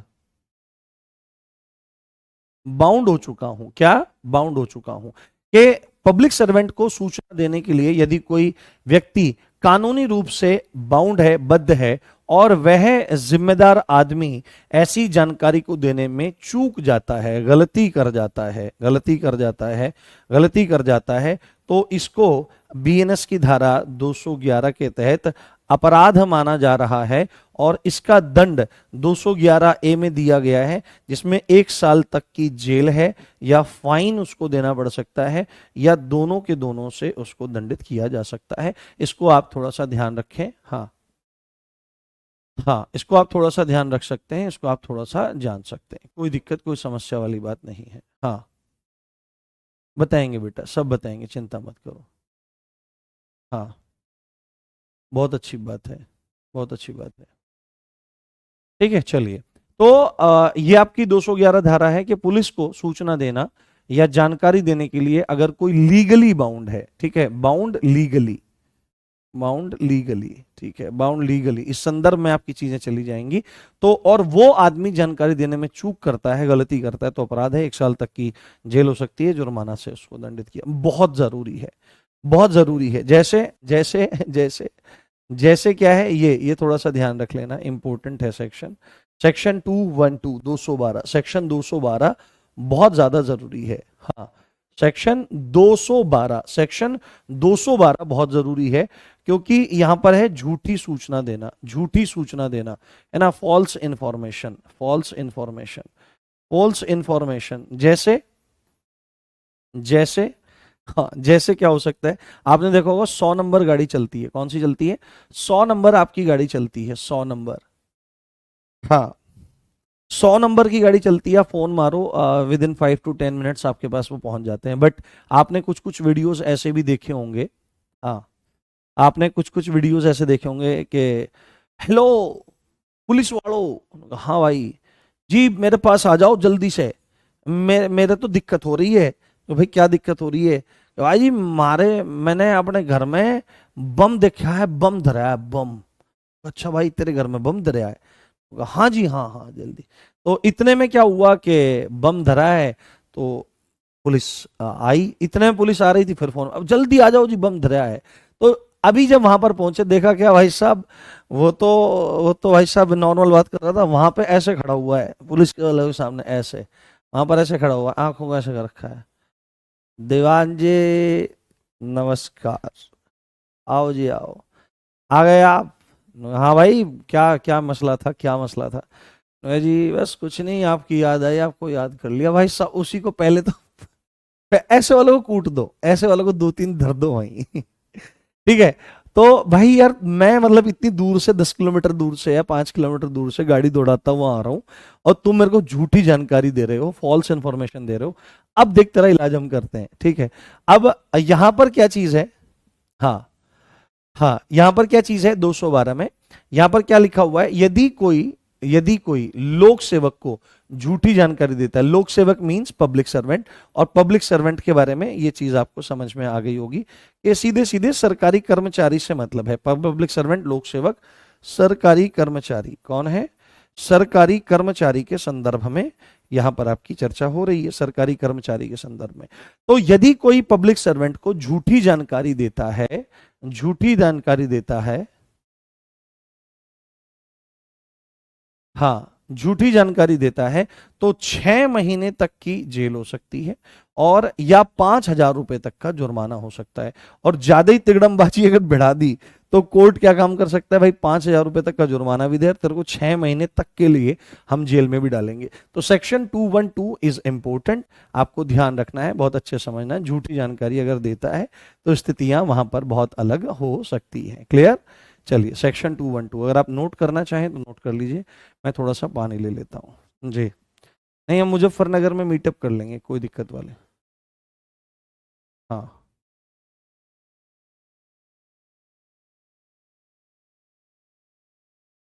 हम्म। हाँ हाँ। हम्म। हाँ हाँ हाँ।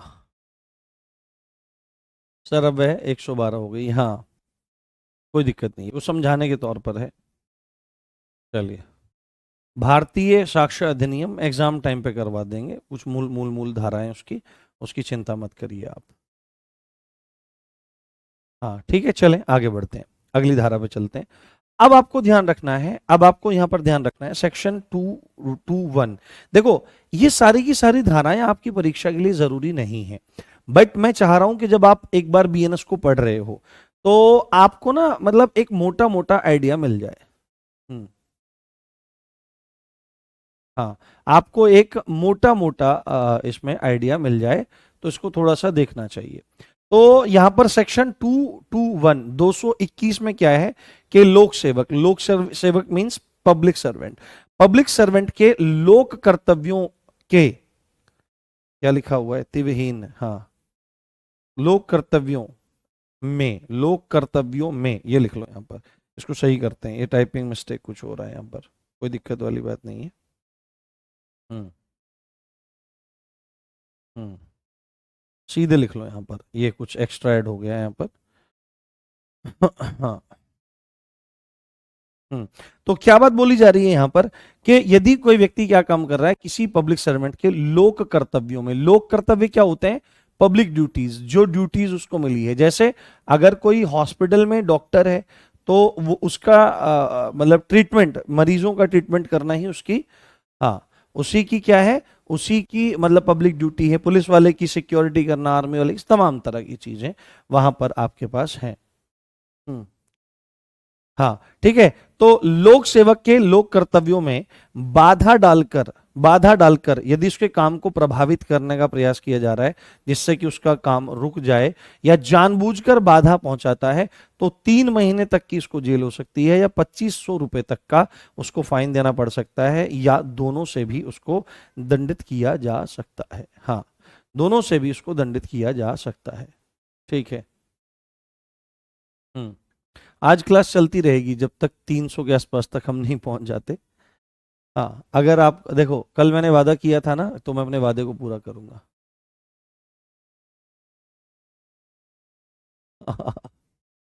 नहीं, जिसको जाना है वो जा सकता है कि टाइम हो गया है, बट मेरे को तो अपना वादा पूरा करना है। ठीक है, यहां तक आपको क्लियर हो गया होगा कि 221 में लोक सेवक के कर्तव्यों में बाधा डालकर उसके काम को प्रभावित करना और जानबूझकर उसके काम में बाधा पहुंचाना, तो 3 साल तक की जेल है और 2500 रुपए तक का जुर्माना आपको उसमें देखना पड़ सकता है। हाँ। हाँ, आगे चलते हैं। 224, 224 ये काफी इंपॉर्टेंट है, इसको थोड़ा सा याद रखना, ये आपका मोस्ट इंपॉर्टेंट हो सकता है, इसको थोड़ा सा याद रखने का आप लोग प्रयास करना। ये धारा याद रख लेनी है, धारा याद रख लेनी है, धारा आपको क्या कर लेनी है, याद रख लेनी है। इसमें क्या है, पब्लिक सर्वेंट को चोट पहुंचाने की धमकी है, डायरेक्टली पूछा जा सकता है आपसे, ये डायरेक्टली आपसे पूछा जा सकता है, ये क्या है। हाँ हाँ, सर क्लास 2 घंटे की चलेगी, हाँ, जितने में भी 300 धारा तक पहुंचना है हमको, तो 300 धारा तक पहुंचने में जितना भी समय लगे, हो सकता है आधा घंटा लगे, पौना घंटा लगे, या 1 घंटा लगे, आज हम उसको कंप्लीट करेंगे क्योंकि कल हम बीएनएस को फाइनली पूरा कर देंगे। क्योंकि कल हम बीएनएस को पूरा कर देंगे। एक सेकेंड।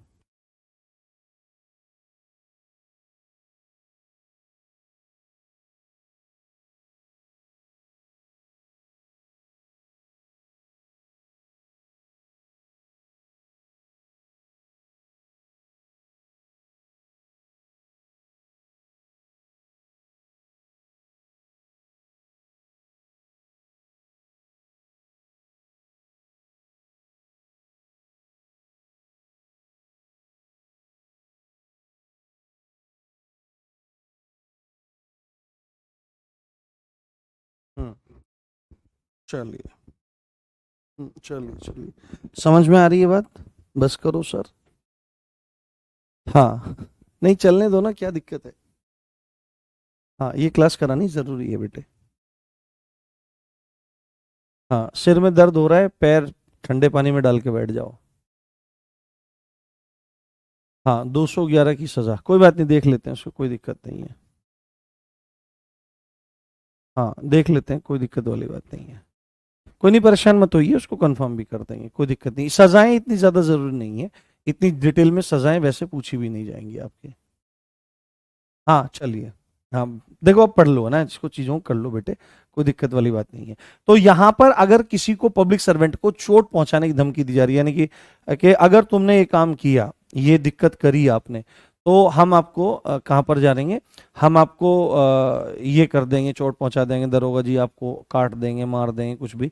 तो चोट पहुंचाने की धमकी अगर देता है सेक्शन 224 में, तो 2 साल तक की उस व्यक्ति को जेल हो सकती है या उसको फाइन लग सकता है। फाइन डिसाइड करेगा कौन, कोर्ट।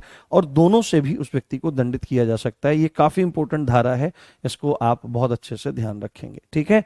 इसको आप बहुत अच्छे से ध्यान रखेंगे। पब्लिक सर्वेंट को चोट पहुंचाने की धमकी सेक्शन 224 में।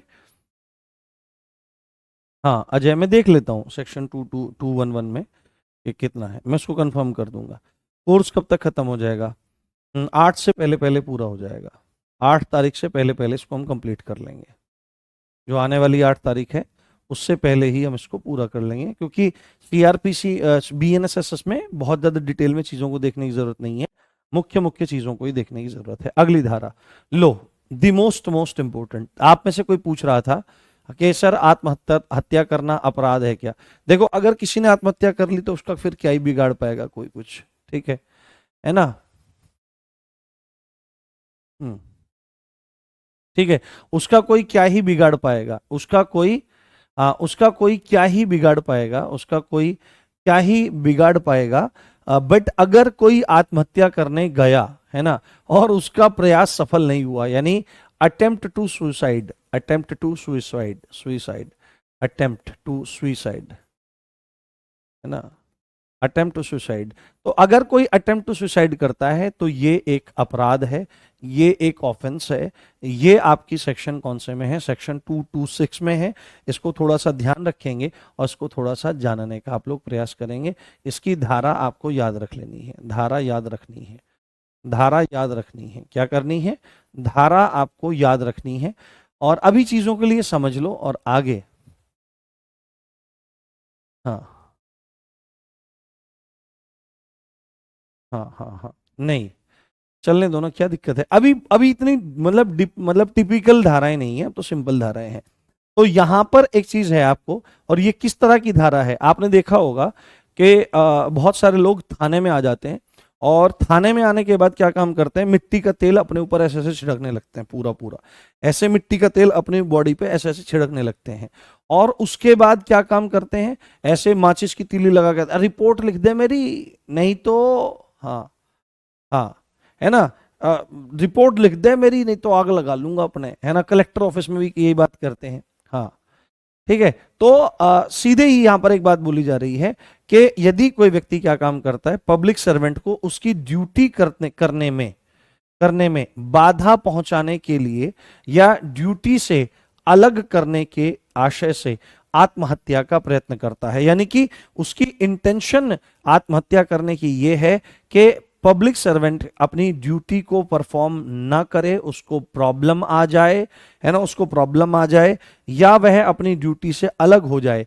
ऐसा अगर इस मंशा से, इस इंटेंशन से करता है तो यह एक अपराध माना जाएगा। और अगर लोक सेवक को उसकी ड्यूटी से अलग करने के लिए, बाधा पहुंचाने के लिए आत्महत्या का प्रयास करता है, तो उस व्यक्ति को जेल हो सकती है, उस व्यक्ति को जेल हो सकती है, जिसकी अवधि 1 साल तक की है, या उसको फाइन भी देना पड़ सकता है, ठीक है, या उसको फाइन भी देना पड़ सकता है, या दोनों से भी उसको दंडित किया जा सकता है। और द मोस्ट इंपॉर्टेंट थिंग, उसको सामुदायिक सेवा, है ना, आपने देखा नहीं होगा अब तक, कम्युनिटी, जो हम पढ़ के आए थे कि दंड कितने प्रकार के हैं, तो दंड में हमारे 6 प्रकार थे, जिसमें सामुदायिक सेवा इज न्यूली एडेड। क्या है? सामुदायिक सेवा इज न्यूली एडेड, इसको नया नया जोड़ा गया है। सामुदायिक सेवा में मैं आपको बता के आया था, यानी कम्युनिटी सर्विस करना। अगर किसी चौराहे पर ट्रैफिक को कंट्रोल करने के लिए कुछ दिन के लिए काम पे लगा देना, किसी पब्लिक टॉयलेट को साफ करने के काम में लगा देना, या किसी गवर्नमेंट ऑफिस को साफ करने की, साफ सफाई के काम में लगा देना, या हॉस्पिटल में किसी काम में लगा देना, हॉस्पिटल में मरीजों के इलाज में लगा देना, आदि आदि चीजें कम्युनिटी सर्विस के अंतर्गत आपकी आती हैं। तो आत्महत्या का प्रयास जहां पर किसी पब्लिक सर्वेंट को उसकी ड्यूटी से अलग करना या बाधा पहुंचाने के लिए एक्ट किया जाता है, वहां पर 1 साल तक की जेल या फाइन हो सकता है, या दोनों से दंडित किया जा सकता है, या कम्युनिटी सर्विस या आपकी सामुदायिक सेवा भी दंड के रूप में उसको दी जा सकती है। Is that clear? बताइए। हाँ, बताइए, समझ में आई बात? बताइए। हाँ, बताइए, समझाइए। हम्म, बताइए, समझाइए दोस्तों। हाँ हाँ हाँ हाँ हाँ, बताइए, समझाइए। ओके, डन है, नोट कर चुके हैं आप भी। हम्म, चलिए, बहुत बढ़िया, आगे बढ़ते हैं। आगे, अब ये सिंपल है, आपकी ये धाराएं हैं आपकी, मिथ्या साक्ष्य देना, काफी इंपॉर्टेंट धारा है, ठीक है, इनको वन लाइन में ही याद कर लो आप, ज्यादा टेंशन की जरूरत नहीं है। मिथ्या मतलब फॉल्स, मिथ्या मतलब फॉल्स, साक्ष्य मतलब एविडेंस, एविडेंस, एविडेंस, साक्ष्य को सबूत भी कहा जाता है। तो सीधे ही पेपर में पूछा जाएगा कि झूठे सबूत देना, झूठे सबूत पेश करना कौन सी धारा में है, देखो, झूठे सबूत देना, झूठे सबूत देना। तो अगर कोई व्यक्ति झूठे सबूत देता है, तो झूठे सबूत आदमी क्यों देगा, कि ये क्यों, तो इसमें एकदम से हम यहां पर लिखेंगे भाई क्यों झूठे सबूत क्यों दे रहा है।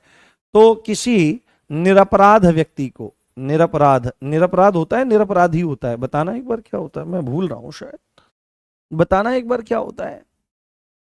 अपराध करने वाले को अपराधी कहा जाता है। हम्म हम्म अपराध करने वाले को अपराधी कहा जाता है, और जो निर्दोष होता है उसको निरपराधी कहा जाता है या निरपराध कहा जाता है, बताइए। हम्म हम्म उसको क्या कहा जाता है, बताइए। उसको निरपराधी कहा जाता है या निरपराध कहा जाता है। देखें तुम क्या पढ़ रहे हो हिंदी में। हम्म, हाँ हाँ, और हाँ, एक सूचना मैं देता हूँ, अभी बहुत जल्दी, हाँ, किताब में नहीं है ये धारा, शुरुआत में, शुरुआती में नहीं है, कुछ धाराएं। हाँ, इनको मैं डलवा दूंगा आपके लिए ना, चिंता मत करो। हाँ, मैंने बोल दिया ना, इसी चीज के लिए बोल दिया है कि हाँ, बुक में जो ये धाराएं नहीं हैं, उन्हीं को, वो शुरू के एडिशन में थी, बिल्कुल शुरू शुरू के, तो वहां पर चीजें हैं, तो वो मैं करवा दूंगा, आप चिंता मत करो ना। मैं इसके लिए मतलब एक तरह से बहुत खेद व्यक्त करता हूँ कि ये थोड़ी सी त्रुटि रह गई है। कुछ धाराओं के जो दंगा और बलवे की धारा में थोड़ा सा चेंज आया है, और डकैती और लूट की धारा में इंटरचेंज हो गया है, और आपका कुछ धाराएं बीएनएस में जो बतानी थी, थोड़ी ज़रूरी थी, वो धाराएं आपकी थोड़ी सी मिस हो गई थी। तो इनकी एक प्रॉपर पीडीएफ बनवा करके मैं आपकी डलवा दूंगा जल्दी ही, ठीक है। आप चाहें तो उसको वहीं पे जहां पर जगह हो वहां पर लिख लो।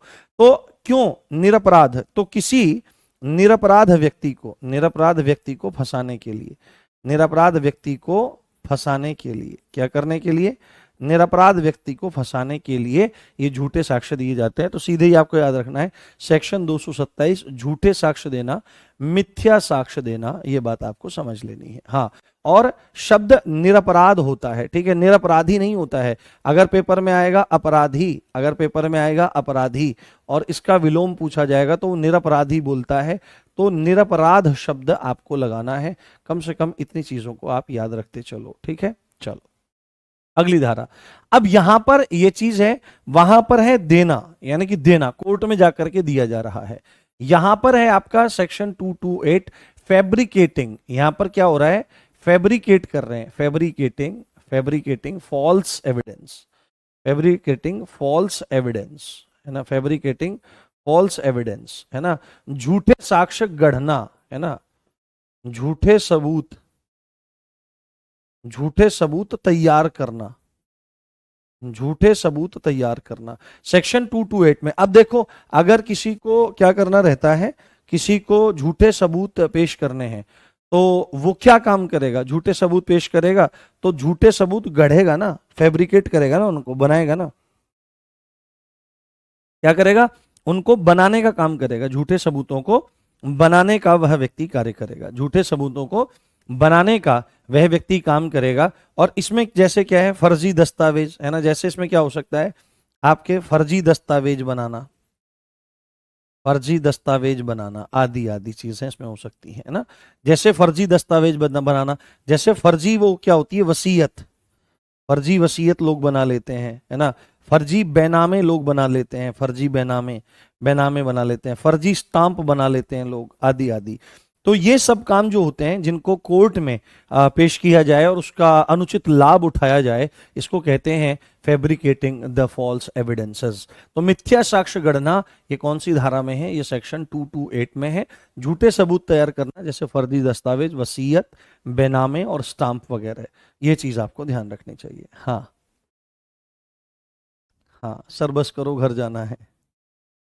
बताओ बताओ, अच्छा चलो बताओ, चालू रखूं या पूरी कर दूं? बताओ, क्योंकि मेरे को कल ये कंप्लीट करना है, तो मुझे बताओ आप कि अभी मैं इसको चालू रखूं या मैं इसको पूरी कर दूं। जैसा आप कहोगे वैसा कर दूंगा मैं। हम्म, बताओ, आंसर करो। हम्म, मेरी आंख पर भी जोर पड़ गया है, तो मैं भी आंखों का चश्मा लगा लेता हूँ। बताइए प्यारे बच्चों। हम्म हम्म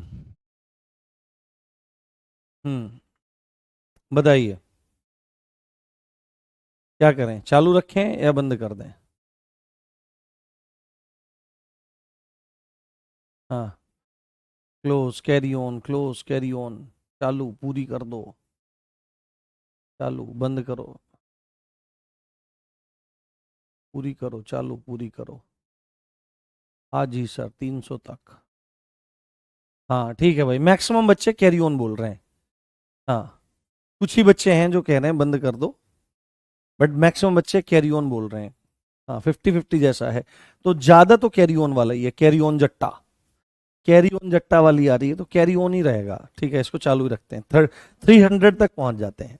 चलिए चलिए, बहुत बढ़िया।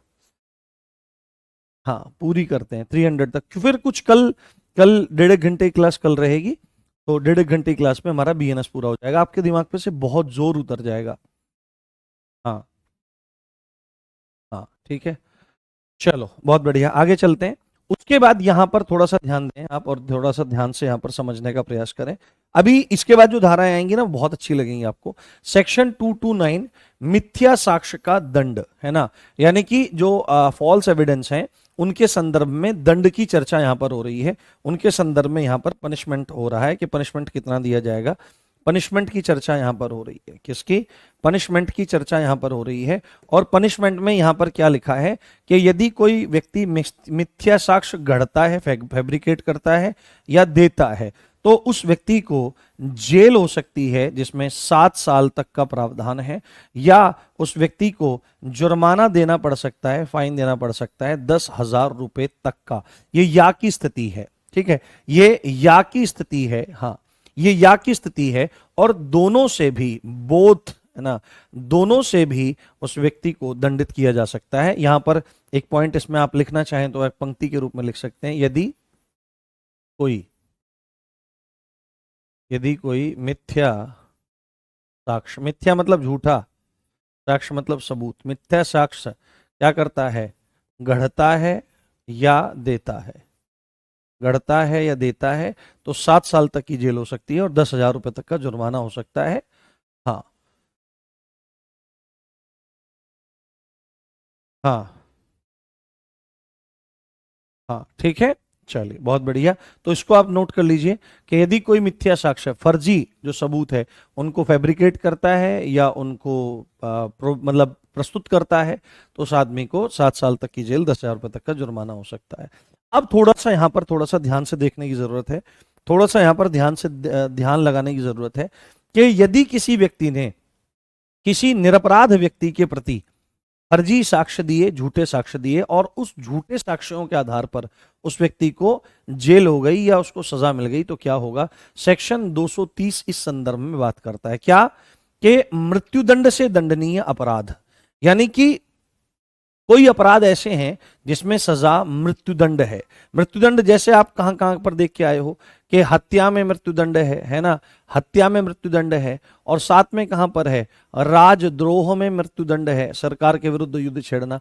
अगर कोई क्या काम करता है, जैसे समझने के तौर पर, कि अगर कोई क्या कर रहा है, मृत्युदंड से दंडनीय अपराधों में किसी को फंसाने के आशय से, इंटेंशन से मिथ्या साक्ष्य देता है या गढ़ता है। समझ में आई बात? यानी कि जैसे कोई व्यक्ति है, उसकी इंटेंशन है कि वो सामने वाला व्यक्ति निर्दोष है, निरपराध है और उसको मुझे फंसाना है, फांसी की सजा उसको दिलानी है, ठीक है।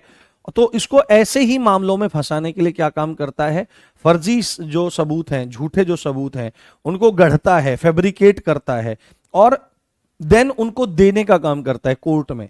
तो ऐसे में उस व्यक्ति को क्या सजा मिलेगी? पहली बात तो क्या थी कि फर्जी सबूत केवल गढ़े और दिए, है ना, दिए और गढ़े, तो 10,000 रुपए तक का जुर्माना, 7 साल तक की जेल। बट यदि इंटेंशन ये है कि किसी आदमी को, निर्दोष आदमी को ऐसे मामले में फंसाया जाए जिसमें सजा मौत की मिलनी है, ऐसे में उस व्यक्ति को जेल होगी। जो व्यक्ति फर्जी साक्ष्य गढ़ रहा है, दे रहा है, आजीवन कारावास तक, लाइफ इम्प्रिजनमेंट तक उस व्यक्ति को हो सकता है। क्या हो सकता है? लाइफ इम्प्रिजनमेंट तक उस व्यक्ति को हो सकता है, या 10 साल तक की सजा हो सकती है और 5,000 रुपए तक का जुर्माना हो सकता है। सामान्य स्थितियों में ये आपकी ये आ रही है मिनिमम में कि भाई इतनी सजा तो होनी है, 10 साल तक की सजा होनी है या 5,000 रुपए तक का, 50,000 रुपए तक का जुर्माना उसको होना है। कितना? 50,000 रुपए तक का जुर्माना हो रहा है। और एक्सट्रीम कंडीशन में, है ना, एक्सट्रीम कंडीशन में उसको लाइफ इम्प्रिजनमेंट हो सकता है। हाँ, ठीक है, ये चीज आपको ध्यान रखनी है, ठीक है। तो यहां पर आपको ध्यान देना है। उसके बाद लिखा है यदि निर्दोष को फंसाता है, ठीक है, यहां पर फंसाने के आशय से है कि मामला कुछ बना, फंसाया कुछ, और यदि किसी निर्दोष को फंसाता है ऐसे मिथ्या साक्ष्य के आधार पर, तो मृत्यु दंड से भी उसको दंडित किया जा सकता है। किससे? मृत्युदंड से भी दंडित उस व्यक्ति को किया जा सकता है। इस चीज को आप ध्यान रखो, इस चीज को आप समझने का प्रयास करो। क्लियर? तो ये थोड़ी सी इंपॉर्टेंट धारा है, इसको आप समझें। अगली धारा, अगली धारा, मैं तरीके से चलूंगा, आप चिंता मत करें। देखो, अपने को घास नहीं काटना है, ना ही खाना पूर्ति करनी है। हाँ, अपने को अच्छे से समझ लेना है। हम्म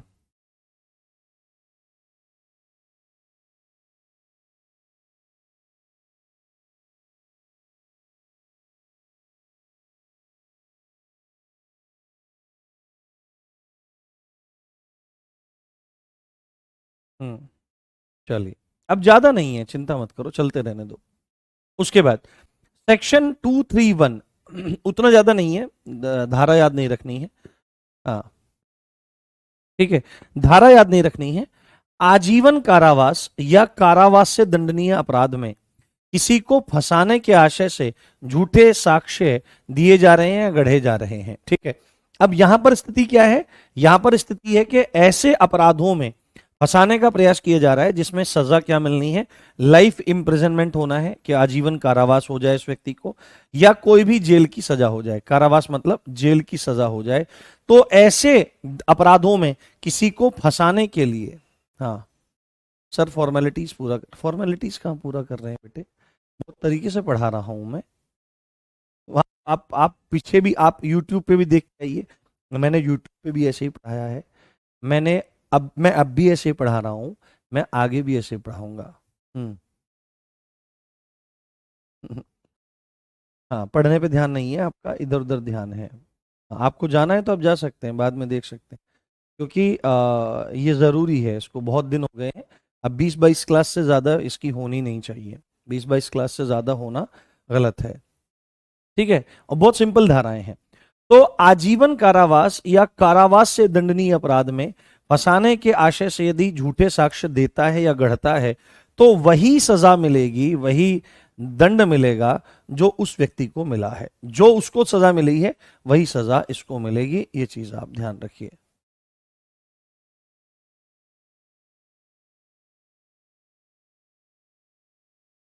हाँ, काजल बोल रही है सर, चश्मा लगाकर सोचते होंगे कि मैं बहुत हैंडसम दिख रहा हूँ, बट ऐसा नहीं, ऐसा कुछ नहीं है, बहुत बुरे लगते हैं। मेरे को पता है इस बात का। हाँ, ना मुझे काया का लोभ है ना, काया ना तो शरीर का है, कुछ है ही नहीं अपने पास तो। ना तन है, ना ना अच्छा तन है, ना अच्छा मन है, ना अच्छी वाणी है, पढ़ना लिखना कुछ जानते नहीं है। बस अपने गुरुजनों के चरणों के आश्रय से आप लोगों को कुछ पढ़ाने का प्रयास कर रहे हैं। मेरे को पता है इस बात का कि बहुत बुरा लग रहा है, बहुत गंदा लगता है, पता है मुझे। हाँ, मुझे कोई दिक्कत नहीं हुई इस चीज से। हाँ हाँ ठीक है, चलो आगे बढ़ते हैं। अब ध्यान से देखना है, किसी व्यक्ति को मिथ्या साक्ष्य या झूठी गवाही देने के लिए धमकाना, ठीक है, ये बहुत जरूरी है। ठीक है, किसी आदमी को क्या है, चलो ठीक है 250 तक कर लेंगे, ठीक है 250 तक कर लेंगे, हाँ 50,000 तो बोला था मैंने भी। हाँ 250 तक कर लेंगे, चिंता मत करो, चलो 5 मिनट में बंद कर देंगे। तुम परेशान हो रहे हो बहुत ज्यादा, इसके चलो इसके बाद ही बंद कर देंगे, ठीक है। पर कल रेडी रहना एक लंबी क्लास के लिए। हाँ मिस्ड पीडीएफ का मैं संडे तक डलवाता हूँ, ठीक है, क्योंकि मैं तैयार करवाऊंगा स्पेशली उसको। तो यहां पर क्या है, किसी व्यक्ति को मिथ्या साक्ष्य या झूठी गवाही देने के लिए धमकाना, यानी कि किसी को कहना चल भाई झूठी गवाही दे, वहां पर जाकर वो बोलेगा भाई मैं झूठी गवाही क्यों दूं, मैं झूठी गवाही क्यों दूं, तो वो सीधे ही बोलेगा कि भाई अगर नहीं देगा तो तेरा इलाज हम लोग कर देंगे। तो सेक्शन 232 बोलता है कि ऐसे व्यक्ति को 7 साल तक की सजा हो सकती है, जुर्माने से दंडित किया जा सकता है, या बोथ दोनों से उसको दंडित किया जा सकता है। ठीक है, आज 232 तक ही रख लेते हैं। संडे को मैराथन ले लीजिए सर। हाँ वो बीएनएसएस को करेंगे 2 दिन में ना, 2-2.5 दिन में, 2-3 दिन में। हम्म हम्म। राजन सर मुझे आपसे मिलने के लिए आना है प्लीज सर। क्यों परेशान हो बेटे बताओ। कैसे लोग हैं।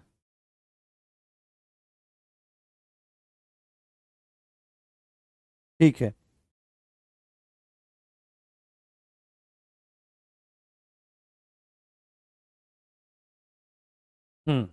चलिए ठीक है। नहीं कोई दिक्कत नहीं है, कोई समस्या वाली बात नहीं है। आज चलो अब इसको हम फिर पूरा करेंगे सभी जरूरी धाराओं को देखते हुए। ठीक है अब बंद कर देते हैं, मैक्सिमम बच्चे सब बोल रहे हैं, बंद कर दीजिए। चलो ठीक है आप टेंशन मत लो। हम्म हम्म।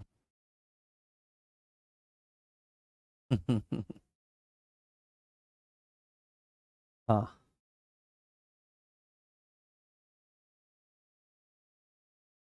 हाँ हाँ ठीक है, कोई बात नहीं। ठीक है चलो अब कल मिलते हैं, देखो मैक्सिमम बच्चे आप बोल रहे हैं तो कल कर लेंगे इसको। कल थोड़ा सा लंबी धारा के लिए, लंबी क्लास के लिए थोड़ा तैयार रहना। मिनिमम 2 सवा 2 घंटे की आसपास की क्लास के लिए थोड़ा माइंड मेकअप करके आना आप लोग। तो मिलते हैं कल। हाँ 6-7 को पैट है। हाँ वो इसीलिए आप लोग मना कर रहे हो। ओके मिलते हैं कल, अपना ध्यान रखिए, इसी अच्छी बात के साथ आप देख रहे थे मुझे। मेरा नाम है राम भारद्वाज। जय हिंद, जय भारत, नमस्कार, love you all guys, bye.